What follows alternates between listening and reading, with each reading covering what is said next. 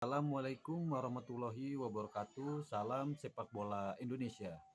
Kali ini saya ingin membahas tentang permainan Timnas Indonesia U19 yang diasuh oleh Coach Nova Arianto ya.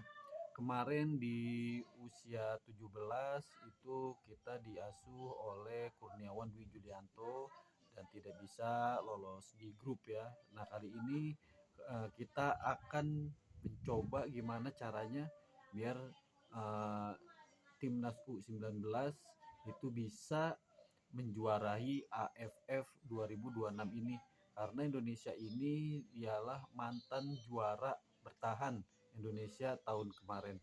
Nah, jadi untuk pertandingan sekarang kita harus bisa menang banyak oleh Timur Leste, karena Timur Leste ini negara yang baru ikut bergabung ke Asian Cup atau AFF ini, karena belum bisa menyesuaikan untuk bisa berlawan Indonesia ataupun tim-tim besar seperti um, Vietnam ataupun Thailand. Kita kemungkinan akan bisa menang besar.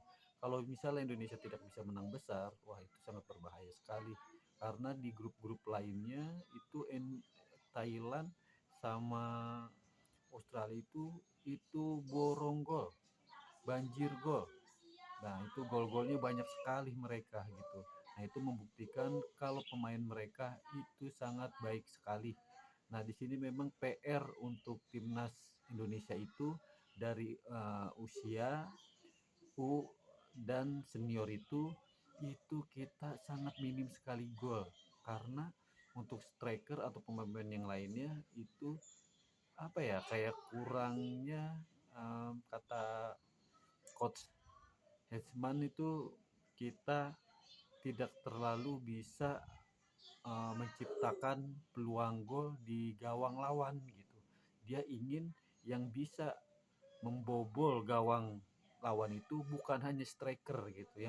Yang dulu-dulu kan kita hanya bilang wah ini kita kekurangan striker apa itu.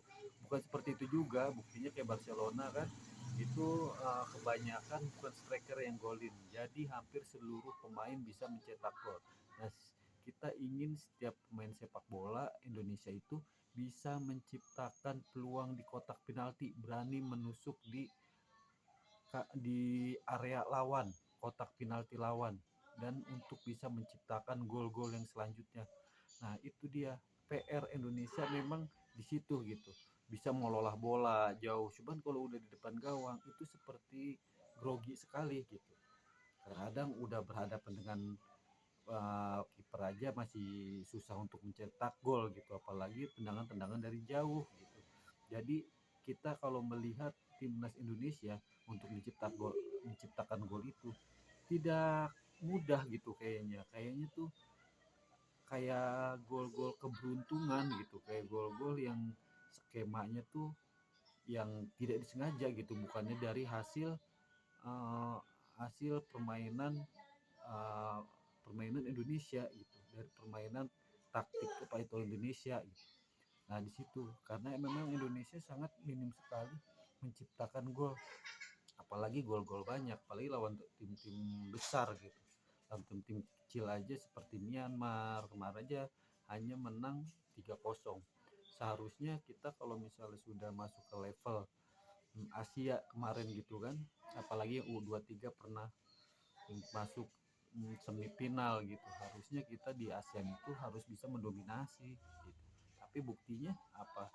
Buktinya kita masih kesulitan di AFF gitu, karena Indonesia di sini PR-nya memang apa ya, kita itu terlalu mengandalkan pemain diaspora gitu. Jadi pemain lokal kita, jadi pemain senior sama pemain usia gitu, kelompok umur itu sangat beda sekali gitu. Mungkin makanya sempat disinggung oleh timnas Vietnam, Indonesia itu kekuatannya tidak stabil gitu.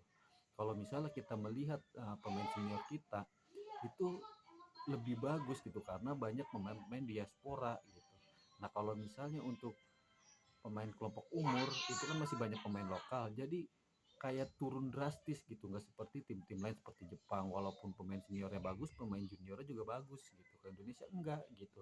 Makanya Indonesia kalau misalnya menurunkan pemain lokal di ajang Piala AFF, Indonesia tidak bisa berbuat apa-apa gitu.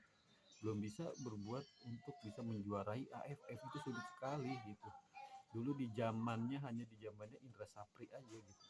Indonesia bisa bersaing gitu dan bisa juara di AFF U19 dan U23 gitu.